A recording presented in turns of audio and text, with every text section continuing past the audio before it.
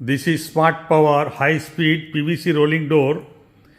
If a vehicle or somebody will come in front, the door will sense and open automatically, and after a predefined time, say 5 to 10 seconds, it will go down.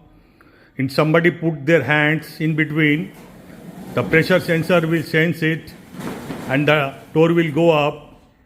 At the bottom there is a photo beam sensor.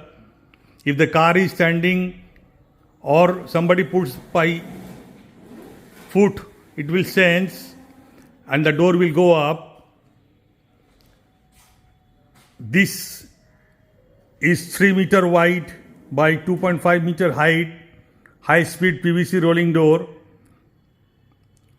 It can be customized to 5 meter by 5 meter or 5 meter by 6 meter or 6 meter by 6 meter size as per the requirement. On the right hand side is the controller, and above the controller there is the motion sensor. There are two types of motion sensor. The expensive one will only sense the vehicle, and the economy one will sense the vehicle and the human movement both.